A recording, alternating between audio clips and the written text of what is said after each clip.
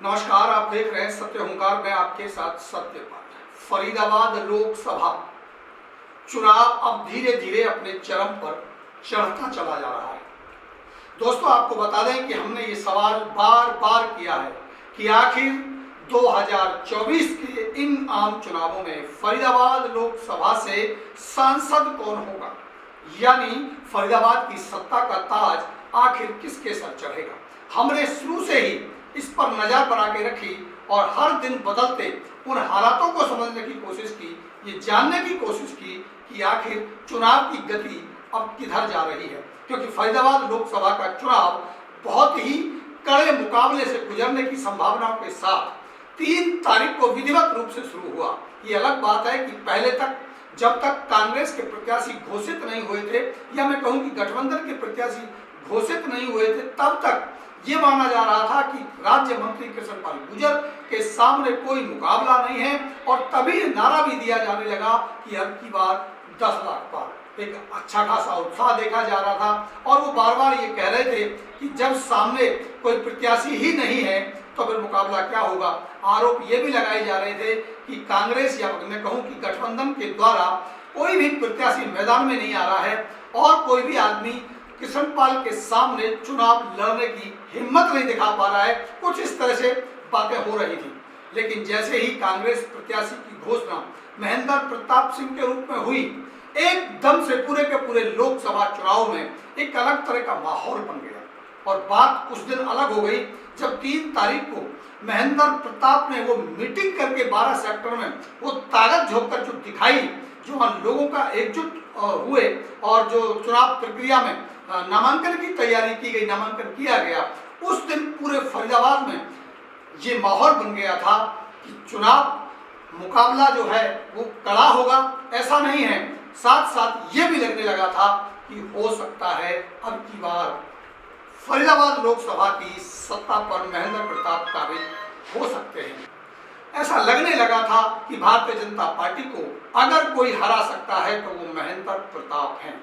और माहौल एक तरफा नजर आने लगा, लोगों में खुशी की लहर भी थी, कुछ लोगों के चेहरे उतरने लगे थे और चुनाव की शुरुआत हुई। माना जाने लगा कि अब चुनाव कड़े मुकाबले की तरफ बढ़ेगा। लेकिन दोस्तों, यकीन मानिए, शुरुआत भी अच्छी हुई, बहुत तेजी के साथ चुनाव हुआ। लेकिन जैसे जैसे समय बीत रहा है, दिन प्रतिदिन अब जो खुमार था, अब जो एक स्थिति बनी थी वन साइडेड होने की, महेंद्र प्रताप के ताकतवर होकर उभरने की, अब वो धीरे धीरे थमती सी लगने लगी है। ऐसा हम क्यों कह रहे हैं? इसके पीछे एक बड़ा कारण है। और कारण इसके पीछे सबसे बड़ा ये है कि पूरे फरीदाबाद लोकसभा में जो 2 जिले आते हैं, पलवल और फरीदाबाद, तो ये माना जाता है कि पूरे लोकसभा फरीदाबाद में हो सकता है कि जिला पलवल महेंद्र प्रताप भारी तौर पर वहां से वोट लेकर के आ सकते हैं। हो सकता है कि वहां कृष्णपाल कमजोर हो सकते हैं। लेकिन जैसे जैसे वो शहरी इलाके की तरफ बढ़ेंगे, कृष्णपाल मजबूत होते चले जाएंगे। यानी भारतीय जनता पार्टी मजबूत मानी जा रही थी, या मैं यूं कहूं कि ग्रामीण इलाकों में भाजपा कमजोर मानी जा रही थी, कृष्णपाल कमजोर माने जा रहे थे, तो वहीं शहरी इलाके में भाजपा मजबूत मानी जा रही थी। और जैसे जैसे उत्तर की तरफ चुनाव बढ़ेगा, कृष्णपाल मजबूत होते चले जाएंगे। या मैं सीधा आपको कहूं कि पूरे लोकसभा क्षेत्र में तिगांव विधानसभा, और तिगांव विधानसभा में भी वार्ड 24, 25, 26, 27 और तिलपत का ये इलाका जो 1,65,000 से ज्यादा वोटों का गढ़ माना जाता है, जिसकी डेंसिटी, जिसका घनत्व बहुत ही ज्यादा है। गांव में अगर आप जाएंगे तो 2000 वोट, 1500 वोट एक गांव में होंगी, उसके बाद 5 किलोमीटर के बाद एक गांव होगा। यानी जो डेंसिटी है वो कम होगी, एरिया ज्यादा होगा, वोटिंग कम होगी। उसी की अपेक्षा कर जब आप शहरी इलाके में आएंगे और खास तौर पर इस नहर पार के इस इलाके में आएंगे, बसंतपुर, पल्ला, तिलपत, इस्माइलपुर, अगवानपुर, सैयदपुर, जब इस इलाके में आएंगे तो घनत्व के साथ में आपको भारी वोटिंग यहाँ मिलेगी।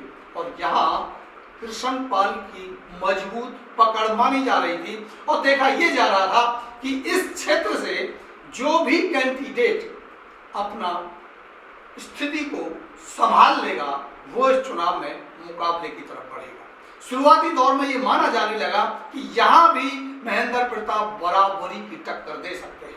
ये अनुमान लगाए जाने लगे पूरे फरीदाबाद में कि कांटे का मुकाबला बन गया है। लेकिन जैसे जैसे चुनाव आगे बढ़ रहा है, जैसे जैसे परिस्थितियां बदलती हुई दिख रही हैं, अब स्थिति ऐसे लग रहा है, कम से कम हम एक हफ्ता की बात कर सकते हैं आगे क्या होगा, अभी हम उन पे नहीं जाएंगे। फाइनल चुनाव के नतीजे क्या होंगे, किधर मोड़ लेगा ये चुनाव, अभी हम उस पर नहीं जाएंगे। मैं केवल आज आपसे बात कर रहा हूं बीते पिछले एक हफ्ते में क्या हुआ। बीते पिछले एक हफ्ते में चुनाव ने किस तरह से करवट बदली है। जब शुरुआत हुई थी तो महेंद्र प्रताप कृष्णपाल पर भारी नजर आ रहे थे, समर्थन के हिसाब से भारी नजर आ रहे थे, जातिगत आंकड़ों के हिसाब से भारी नजर आ रहे थे, लोगों की चर्चाओं के हिसाब से भारी नजर आ रहे थे। कुछ और राजनीतिक आंकड़े जैसे एकता की बात करें कि पूरा का पूरा कांग्रेस एक मंच पर नजर आया था, एक उत्साह नजर आया था, पब्लिक में से एक आवाज निकल के आ रही थी कि ये बदलाव की आंधी की तरफ बदल सकता है।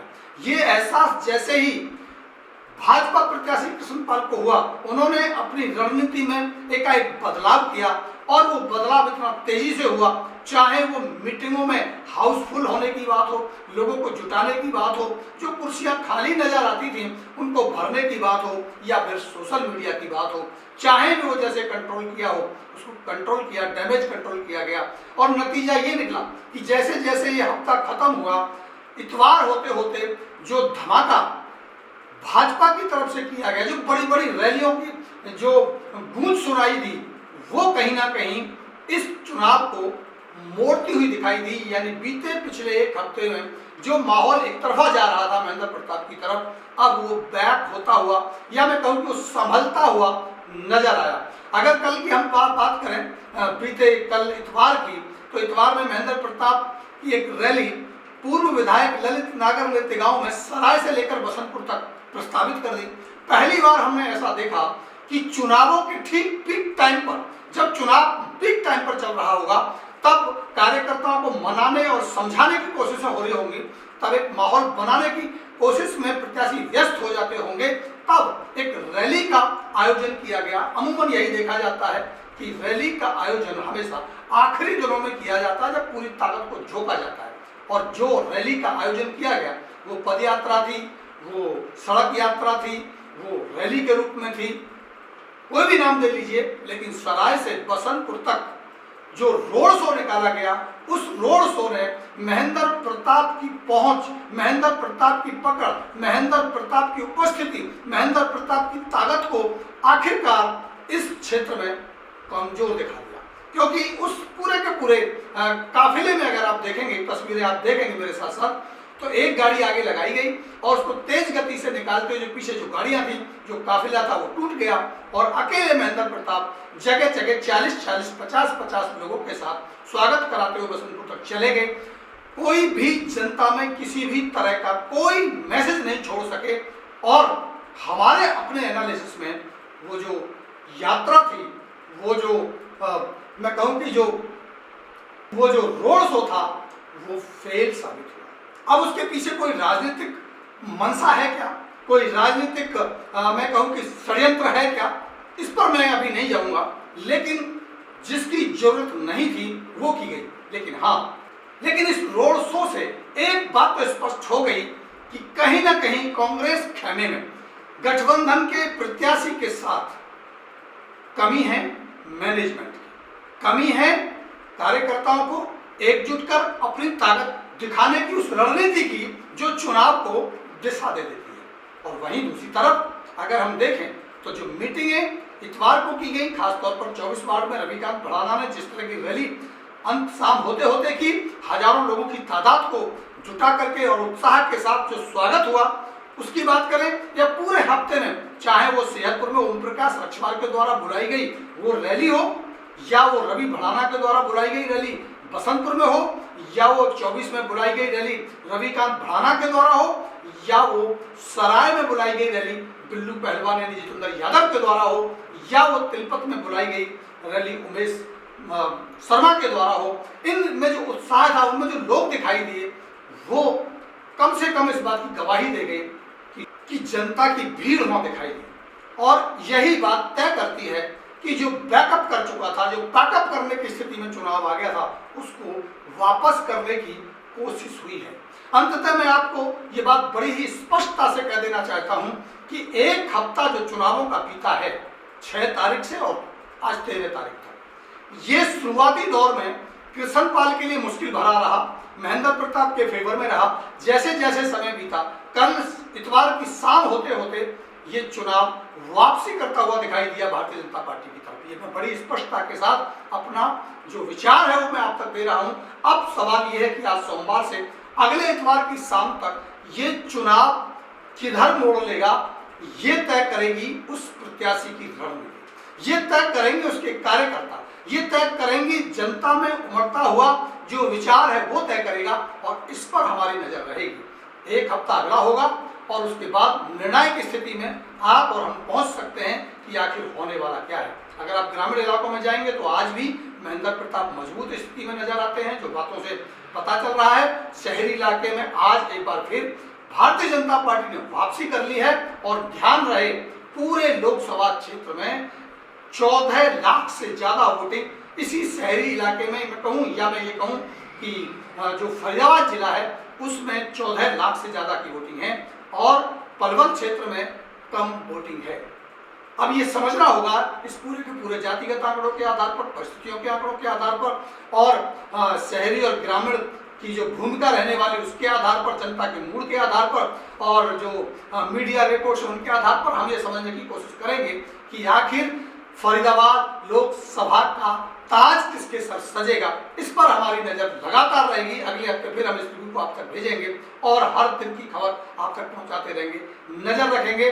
आप हमारे चैनल के साथ जुड़े रहिए। आपको राजनीति की हर एक खबर सटीक विश्लेषण के साथ आपको मिलती रहेगी। नमस्कार।